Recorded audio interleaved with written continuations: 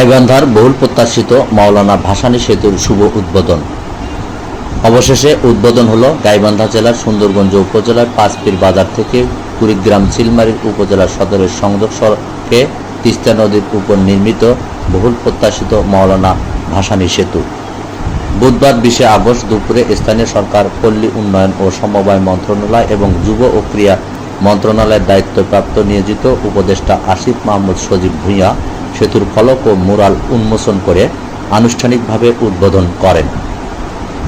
সেতুর দক্ষিণ প্রান্তে চৌরাস্তার মোড়ে উপজেলা প্রশাসনের উদ্যোগে আয়োজিত মত বিনিময় সভায় প্রধান অতিথি হিসেবে উপস্থিত ছিলেন আসিফ মাহমুদ সজীব ভূঁইয়া। এ সময় উপস্থিত ছিলেন এলজিডির প্রধান প্রকৌশলী আব্দুর রশিদ মিয়া, গাইবান্ধা জেলা প্রশাসক চৌধুরী মোয়াজ্জেম আহমেদ, নির্বাহী প্রকৌশলী উজ্জ্বল চৌধুরী, উপজেলা নির্বাহী অফিসার রাজকুমার বিশ্বাস সহ এলজিডির ঊর্ধ্বতন কর্মকর্তা, বিভিন্ন রাজনৈতিক ও সামাজিক সাংস্কৃতিক সংগঠনের নেতৃবৃন্দ। উদ্বোধন উপলক্ষে তিস্তার দুই ধারের আনন্দের বন্যা বয়ে গেছে। সুন্দরগঞ্জ ও চিলমারী এলাকার মানুষ দীর্ঘ প্রতীক্ষার অবসান ঘটায় উৎসবে মেতে উঠেছে। এলজিডি সূত্রে জানা গেছে, 1490 মিটার দীর্ঘ সেতুটি সৌদি ডেভেলপমেন্ট ফান্ডের অর্থায়নে চীনা ঠিকাদারি প্রতিষ্ঠান China traders construction engineering corporation নির্মাণ করেছেন। জমি অধিগ্রহণ, মূল সেতু সংযোগ, সড়ক, নদী শাসন, আধুনিক লাইটিং সহ পুরো ব্যয় হয়েছে প্রায় 985 কোটি টাকা। এতে 290টি পাইলস, 155টি কাডার, 30টি পিলার ও 28টি স্প্যান ব্যবহার করা হয়েছে। পাশাপাশি দুই প্রান্তে 1.5 কিলোমিটার নদী শাসন এবং 86 কিলোমিটার দীর্ঘ সংযোগ সড়কে 58টি ব্রিজ কালভার্ট নির্মাণ করা হয়েছে 133 একর। 2014 সালে জানুয়ারির ভিত্তিপ্রস্তর স্থাপনের পর নানা জটিলতার দীর্ঘদিন কাজ শুরু হয়নি। অবশেষে 2021 সালে নির্মাণ কাজ শুরু হয় এবং 2024 সালে জুন অবকাঠামোর কাজ শেষ হয়। সব বাধা পেরিয়ে আজ আনুষ্ঠানিকভাবে জনসাধারণের জন্য উন্মুক্ত করে দেওয়া হলো সেতুটি। সেতু চালু হওয়ার গাইবান্ধা জেলার কুড়িগ্রাম পর্যন্ত সড়ক পথে যাতায়াতের সময় প্রায় 4 ঘন্টা কমে আসবে এবং ঢাকার দূরত্ব কমবে প্রায় 60 কিলোমিটার। এতে দুই জেলার ব্যবসা বাণিজ্য, কৃষিপণ্য, পরিবহন, শিক্ষা ও জীবন মানের উন্নয়নের নতুন দিগন্ত উন্মোচিত হবে বলে আশা করছেন স্থানীয়রা।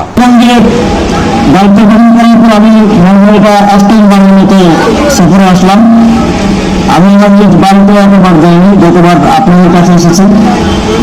উপজেলাগুলিতে শিক্ষার হার কম, সেই উপজেলাগুলিতে একটা ডেডিকেটেড উপজেলা লাইব্রেরি স্থাপন করার জন্য প্রায় 44টি উপজেলা লাইব্রেরি স্থাপনের কাজ ইতিমধ্যেই শুরু করেছে। তিস্তার দিনে আমরা একটি গণশুনানি করেছিলাম। সেই গণশুনানির পরে তিস্তা পাড়ের মানুষের দাবির প্রেক্ষিতে আমাদের পানি সম্পদ মন্ত্রণালয়ের উপস্থিত ছিলেন। ঢাকা দিয়ে খুব দ্রুত সময়ের মধ্যে তিস্তার 125 কিলোমিটার পুরো বাঁধ নির্মাণের কার্যক্রম হাতে নেওয়া হয়েছে।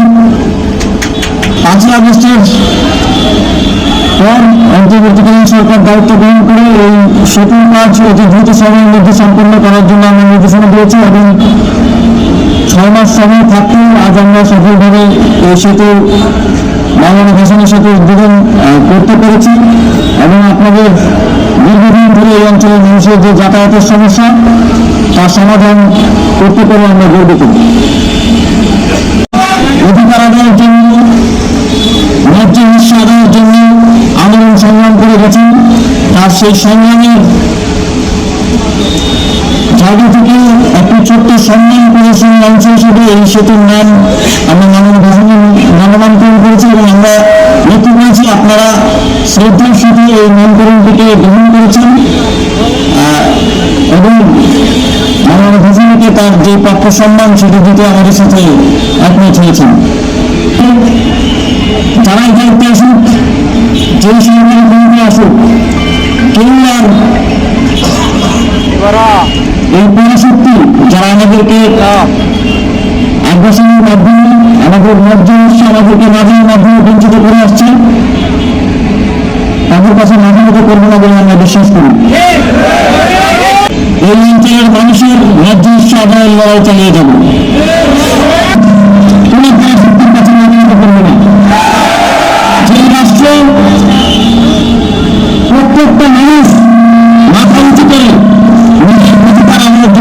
করে যাবে। যখন ইচ্ছা হলে পানি ছেড়ে দিয়ে আমাদেরকে ডুবিয়ে দেওয়া, কিংবা যখন ইচ্ছা হলে বাদ আটকে দিয়ে আমাদের পানি শূন্যতা সৃষ্টি করার মতো অনৈতিক কাজ কোন সরকার, কোন রাজনৈতিক দল মেনে দেবে না। উদ্বোধনের মধ্য দিয়ে কুড়িগ্রামের মানুষের ঢাকার সাথে যোগাযোগের পথ সুগম হয়েছে। কুড়িগ্রামের মানুষের আমরা মনে করি কৃষিজ এবং শিল্প সম্ভাবনার দ্বার উন্মোচিত হয়েছে, এবং একই সাথে আমরা বিশ্বাস করি এর ফলে উত্তরাঞ্চলে আরো নতুন নতুন বিনিয়োগ আসবে, শিল্প কারখানা গড়ে উঠবে, কর্মসংস্থান বৃদ্ধি পাবে এবং সামগ্রিক অর্থনীতি আরো গতিশীল হবে। দাবিগুলো আছে, সেগুলোর ব্যাপারে আমরা প্রায়োরিটির ভিত্তিতে উদ্যোগ নিব। বিশেষ করে স্থানীয় সরকার এবং যুব ক্রীড়া মন্ত্রণালয়ের অধীনে যে দাবিগুলো আপনারা করেছেন সেগুলো আমরা অতি দ্রুত সময়ের মধ্যে বাস্তবায়ন করবো, এটা আপনাদেরকে নিশ্চয়তা দিচ্ছি। স্বাধীনতাকামী নতুন বাংলাদেশ গড়ার লড়াইয়ে আমাদের পাশে থাকবেন, সহযোগিতা করবেন, সমর্থন যোগাবেন, এই প্রত্যাশা রেখে আমি বক্তব্য শেষ করছি। আসসালামু আলাইকুম।